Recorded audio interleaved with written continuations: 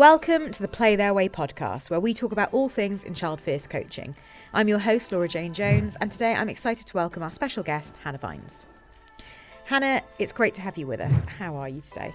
Really well, thank you. Really well. It's nice to be back in London. I'm not sure many people would say that, but I grew up local to these studios, so it's nice to be having a trip down memory lane.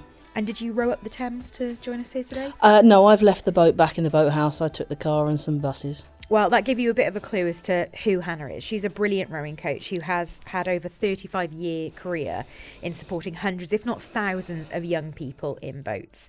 Hannah recently won the UK Coaching Community Coach of the Year for Children and the Young People, Children and Young People, and the British Rowing Community Coach of the Year award.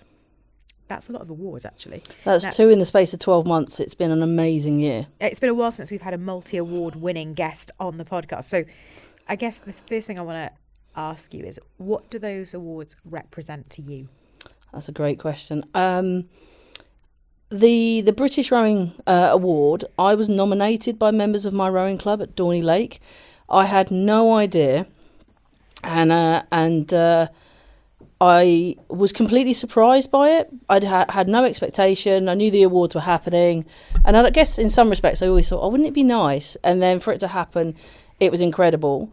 I would like to say, in no way sounding out, they represent 35 years of working really hard, and staying in my truth to deliver coaching sessions that help inspire young people. It's really interesting you say that, because that brings me very neatly onto what I've got down as my next question. What would you say your coaching philosophy is? You've stayed true to it for 35 years, but what is that philosophy? And that's a really great question, because I'm presenting at the British Rowing Conference, and actually one of my first slides to the coaches I'm presenting to is, what is your philosophy? And I think as I went through my coaching levels, I remember for my level 3 coaching qualification, I wrote a coach's charter, Hannah Vines coaching charter, and it was an A4 sheet of paper. And I'm like, that's great. And I would struggle to sum it up, if I'm honest. I'd like, do no harm, let's have some fun, leave a child in a better place than you found them is probably the way I could sum it up, because it's so hard to verbalise. I think it comes across in what I do, the way I say things, and years of experimenting and making mistakes. I would just say, leave them in a better place than I found them would be the way I would summarise my philosophy. So would you say your philosophy is less of a concept and more of a lived experience? 100%. Yeah, I don't think I could bottle me up, put it that way, and sell it. We've talked about the fact that it is 35 years. I keep saying that, but it's astonishing. And people who are watching the podcast will also probably think, did Hannah start coaching when she was 5 years old? Because when you walked in, I was like, I was expecting an old woman today, and you didn't walk in as an old woman. So, but 35 years of coaching. In that time, have you felt like you've stayed true to it, but has it always been the same? Has your coaching philosophy and this style of coaching and being true to yourself, has that always been the thing, or have you changed over the years? Was there a eureka moment for you? What's been the journey for you?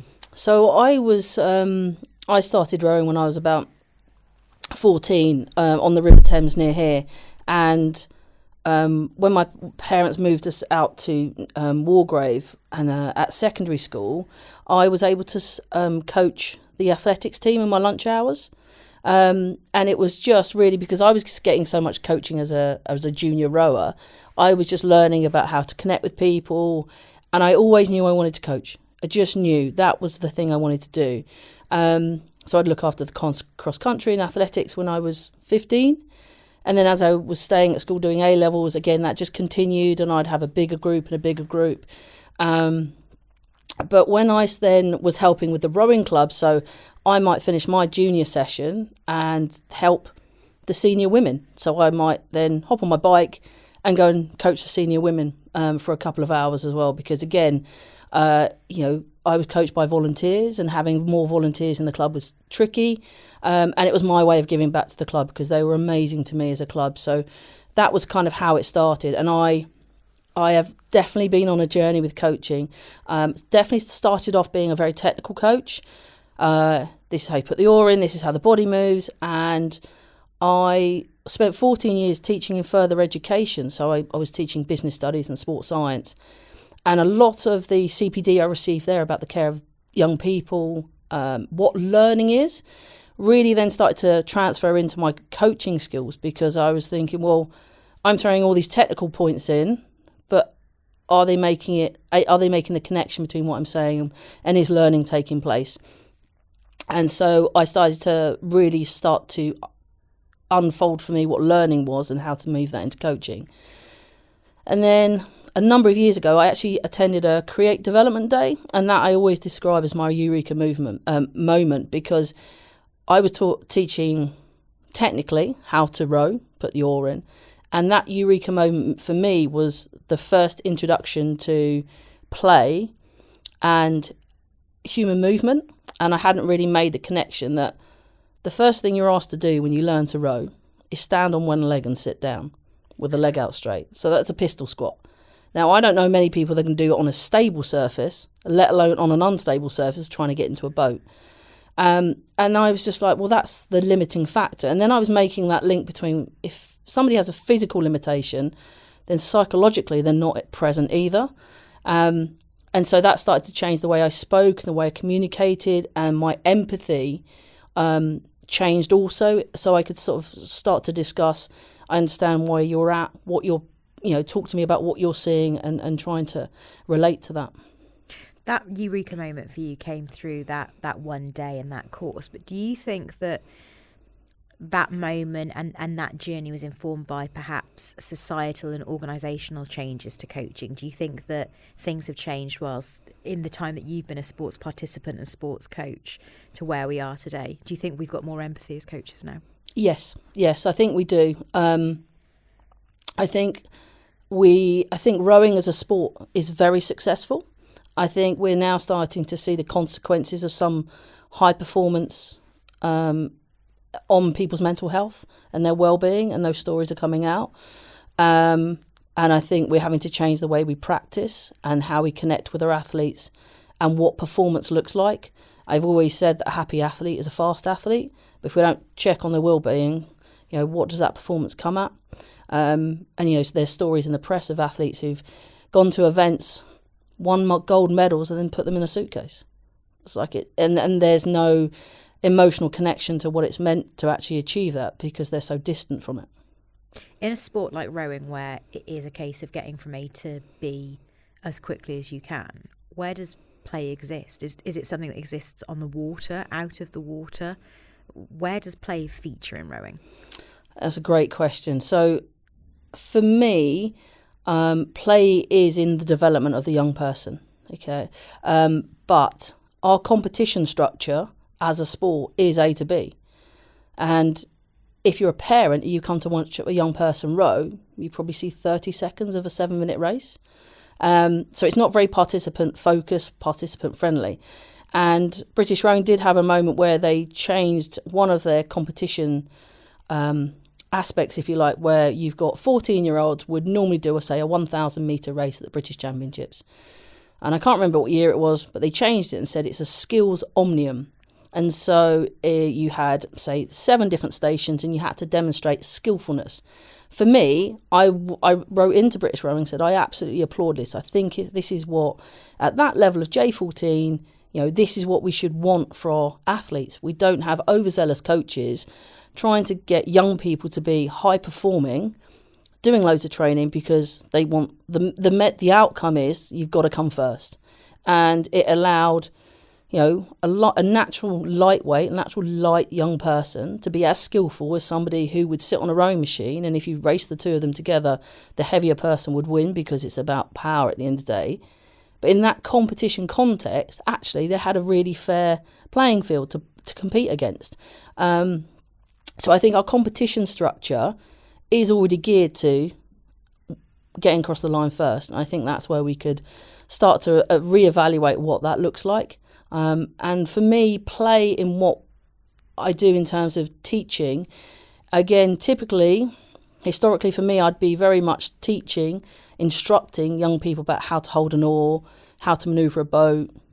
This is what you do. Whereas I've completely switched to the use of markers. I use large rubber ducks and I'll throw them out on the lake. And then I'll say, right, your challenge is to go and get me 10 ducks. and I'm going to give you the very, very basics about how to manoeuvre, but you're going to go figure the rest out for yourself. If you fall in, stay with the boat. I'll come fish you out. We'll both have a bit of a giggle, and then I'll set you on your way again.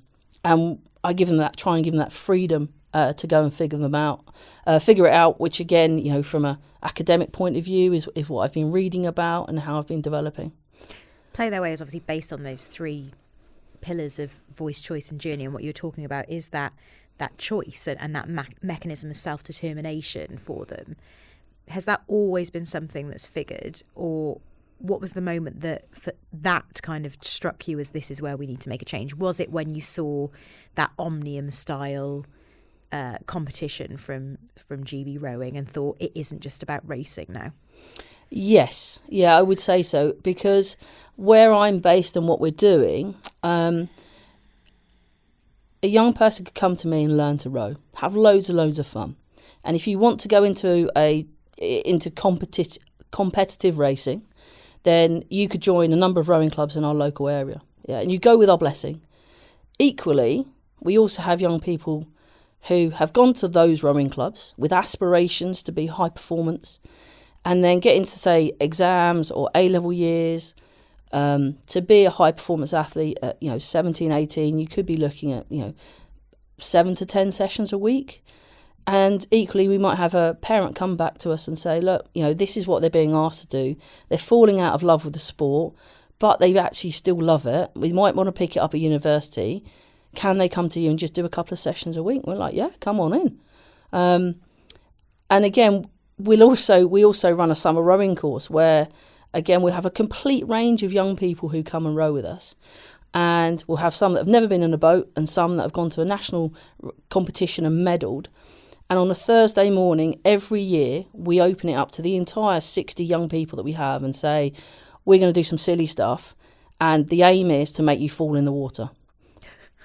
Which, again, from a health and safety point of view, everyone would be like, oh my God, that sounds terrible. And we're like, no, when you take account of everything, lay down some boundaries about what you do if you end up in the water. We will have those in the elite group, if you like, who've had this really high quality coaching for 3 or 4 days, going, actually, I'd really love to have some fun. And it's like, yeah, great. And so that then starts to bring the beginner and the high performance athlete together in an environment that says, so what's it like? What do you do? And you just get also the young person that's been in high performance context just having a load of fun, and then going, when I go back to my club, I never do this. It's like, great. Do you know what? Why don't you just ask your coach and see what they'll say, and show them what we've did, and can you see how we did it and how we tried to keep you nice and safe? Maybe they just want you to explain that to them. And that's been the play for us and allowing that to happen. In rowing, and other sports will suffer from this as well, is there much of a trickle-down pressure because of the success of the sport? I mean, I can so vividly remember 2000 Sydney, getting up in the middle of the night to watch Sir Steve Redgrave win that gold medal, that world record gold medal, the 5th, and how exciting and special that was. And since then, GB Rowing has always been so successful, Olympics after Olympics, and in 2012 especially so because it was here. But is that something that's difficult to manage because it means that it's encouraging high performance from such a young age for your athletes? Yes and no. I think as a sport, having very successful athletes is very important for the sport. Okay, and we need to do that from a funding model point of view as well. And I think it's important for young people to have those aspirations. I stayed up at midnight. I watched Sir Steve Redgrave get his 5th medal. But I also know that women's quad got the first silver medal. And that was phenomenal as a junior athlete watching that, thinking, oh, here we go. This is now the start of the women's side. So I think it's always going to be an inspiration to have successful athletes. And I think coaches, and I think we're evolving as a coach, as in terms of coaching practice, about the journey to get to elite practice or elite performance, if that makes sense, rather than just slogging up and down on rowing machines. Okay, can we put some playfulness in there? Can we look at alternative ways to do cardio sessions and things like that? So I think we are broadening our perception of what high performance coaching is. How do you balance participation with achievement, though? I think that's where we go back to giving the athlete their voice to say, what does success look like for you? You know, so I might have a young person that has no aspirations to race whatsoever in the same group as somebody who wants to do their first ever race. And I think it's about having a conversation with, you know, what do you want to do? So I might talk about, like, we have lots of great fun, but I still do benchmarking and profiling of my athletes because I want them to understand the process and what success might be for them. Might be you progress from being what I would call, say, a learn to row. Let's imagine you're riding a bike and you've got stabilizers, to riding a bike without stabilizers, to being on a racing bike. And in rowing, it might be progressing from a learn to row boat into a racing single. And then within that boat, there'll be challenges. Now, I call them challenges, and some people might call them drills. Yes, they are drills, but it's how you position it and the context you give it. So I'm not asking you to do this challenge to get faster. I'm doing it so it feels like a really nice rowing session. One of the things that is an issue in lots of sports, and I'd imagine in rowing perhaps at times it's even more pronounced because you've got 8 people sat in a row. Mm-hmm. How do you manage to make sure that each person's also treated as an individual and you listen to each of those voices? So I would say that one of the priorities in every session is I speak to every child. That may sound like that's really energy zapping, but once you've done that a few times, you're not going to them because they're coming to you. And that makes a huge difference because they want you to listen to them. And you do get young people there, you know, when they start with you and before you develop that kind of coaching connection, it's literally like, oh my God, this adult's talking to me. I have no idea what to say. And I've had that. And then all of a sudden I hear this voice and the jokes are coming out. And I'm like, I hadn't heard this for 2 months. And they just kind of get out their own way because they've worked out psychologically they're in a safe space. And then you just see them flourish. And I think that's the joy. So yes, I always try and talk to every child, every session. And it's not it is a check-in, but it's like you're not what I would call the grey child. Like there's so much other stuff going on that I never got spoken to. So you're keeping space for children's voices, which is obviously the first pillar. The next pillar, I'm always wondering how that works in an environment like rowing, because not to diminish anything, but it is a case of rowing from A to B as quickly as you can, and that might be in 4s and it might be in 8s or it might be in sculls, but outside of that it's not like there are lots of variables. So how do you present choice continually? How are you always making sure that your athletes are self-determining in those sessions?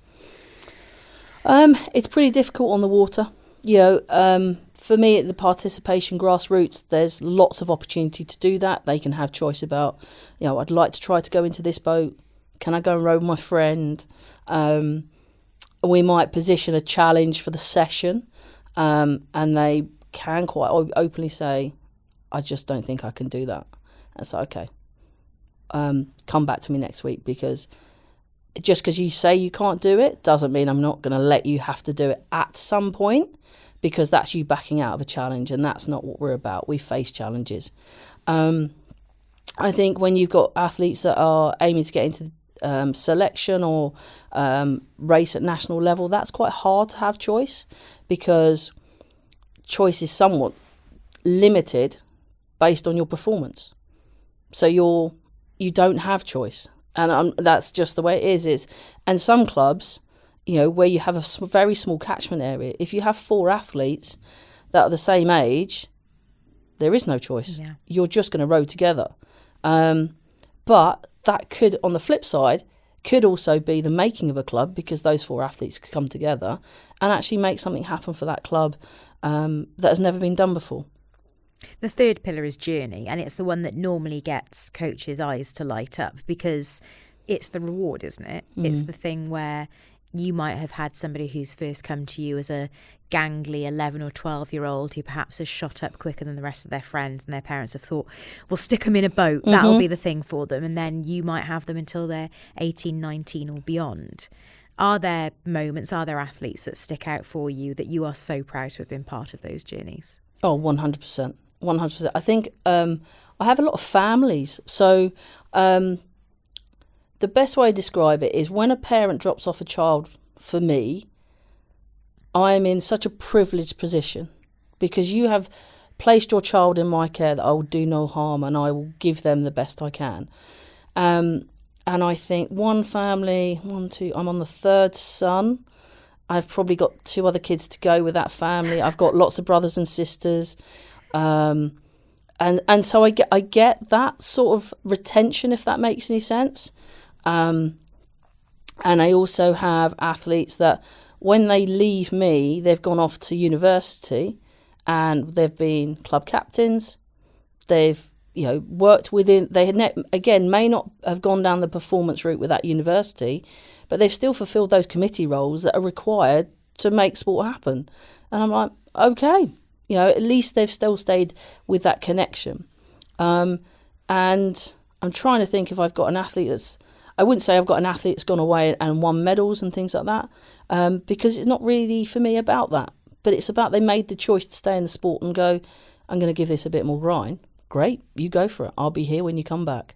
What do you think would make you prouder, Hannah, if you had an athlete come back and tell you that they'd won a high-profile medal or that they'd become a Team GB coach and followed in your footsteps? Oh, well, do you know what? I've actually got some of the athletes I've coached are coaching. And I find that the most really humbling. And I guess I'm proud of it. But I can't really verbalise what it means, if that makes any sense. It's just, I know that when I was working over in East London, that one of the athletes there went on, did an apprenticeship with a charity. I know there are 2 other coaches who are working with rowing clubs, working at the grassroots levels. And I know I took those 2 young athletes, I brought them from East London to Downey Lake. They stood on the balcony of Downey Lake and went, yeah, miss, we don't belong here, do we? I was so angry because their perception. And so there's an element of, if you've had that perception, I know they will go forwards and challenge it because that's their experience. Well, I think we had a great time. It took me an hour and a half to persuade them to go on the water. But it was like, that was why it was worth it. It was always worth it. But, and I look forward to seeing them in a few months' time. Hannah, what's your favourite thing about coaching? Making a difference. Yeah, making a difference. So the best example I can give you is a young person comes down to row. They see this vast amount of water. And the first question is, am I going to die? And you're like, no, you're not going to die. But that just gives you an idea of where their headspace is, okay? Then the bottom lip starts going, then the tears begin, because they're in such a position of fear, because this is so alien to them. If you think rowing and all of its stereotypes that are attached to it, they've taken that massive step to come down. They're now stood at the top of a pontoon, looking at this tiny little thing that they're about to get into, and I'm sure their perception of it at that time is, what on earth am I going to do? I'm going to die. I'm going to fall in the water and I'm going to drown. And so we take those really steady baby steps, and I kind of explain it. Yeah, their fear is real. It's really real. It's at the front of their mind, and it's this real sort of baby steps into, and I might say, the first thing I'd like you to do, I'm going to demonstrate it to you. I just want you to get in the boat. Please, will you try? Because in trying, you've done so much. And there, again, bottom lip still going, tears. I was like, please, I promise I'll look after you. I give you my word. I put cherry on top. I tie a bow on it. I will not let anything happen to you. At this stage, parents are left because they're like, if we stay around, we're the safe boat. They're gonna come running over. And I have to say, I have 100% success rate. Kids will go, all right, I get in the boat. And I get in, and I said, I keep my word, you can get back out again. That's it. That's all I ask of you. But would you like to do a little bit more? Okay. Yeah, all right. Okay, let's get in. All right, I'm going to push you like half a metre away from me, a centimetre. If you fell in, my hand's going to be on your shoulder before you even touch the water. okay, all right. And all of a sudden the eyes start opening and it's like, oh, I could do this. And it's that real steady. And like my other coach and the rest of the team probably they're already up the lake. They know what's going on because they've read the situation. And that is the joy. That is the joy that this person goes from this position of absolute fear to just like, there's a little twinkle in the eye now. I think I can do this. And then you go for a series of weeks with them and they go, I never thought I'd do that. And I'm like, let's capture that. Okay, so if you're in a situation back at school and you're really, really scared, I want you to remember this journey. Okay, this is that journey you've just been on. It doesn't just apply to rowing, it applies to life. And you did that. Yeah, and I want you to maybe think about it when you fall asleep at night about how you did it. Because when nobody is there to tell you and support you, you've got the power to make these choices. And about how you work and the positive things you can tell yourself in your own head, and you can beat that gremlin up on the other shoulder and tell it to go away, you can do this. And you just sit and go, yeah, all right then. And I think that's the joy for me. How much is the reward for you, those first half dozen unbroken strokes that they managed to row, or knowing that you've gained their trust to get them to that point? The trust and the connection for me, because you'll have heard this loads probably on this podcast, but I don't need great rowers. I need great people. Yeah. And a lot of what we try and do is reflect to them the choices that they're making have actually nothing to do with the sport, but I'm going to capture that behaviour and reflect it back to you because you made a really good decision. You may have helped someone else with their boat. You may have seen something happen. You may have come up and asked me a question that I've not even recognised in the session. And all those little things are the things that make you a great person. And I'm going to celebrate that as much as I can. What would be your one kernel of coaching advice to those coaches listening today? I think with the play their way philosophy and the way that we're trying to empathise with our athletes is make mistakes. And when we're talking about play the way, that doesn't mean we're throwing the reins off and saying, right, just go for it. Just try one thing. And I would suggest maybe share that you're going to do this with your athletes. Give them the opportunity to say, how do you think we can make this a little bit more playful? I mean, if you look at a Concept 2 rowing machine, okay, you go up and down it a lot. There's a games option on the monitor. Is there? There is, yeah. So if I'll be doing tomorrow morning. Yeah, so if Concept 2 have put a games option on it, then when do we ever allow our athletes to do it? Because normally it's like, sit on it, set the clock, off we go. Well, actually, why don't we just play the fish game? So I think for coaches it would be prepared to get it wrong, but self-reflect. Self-reflection has been massive for me as a superpower to get me where I'm going, and be more playful, but by one aspect, and that might be just the warm-up. How many times we go on the machine, start from the back end, start warming up. Actually, you could do loads of variations, and for a warm-up, and that might be a really simple place to start. Brilliant. Hannah, you've been an amazing guest today, and it's been such a joy to have you on. Thank you for joining us. Really appreciate it. Thank you so much. And thank you for listening at home or wherever you are too.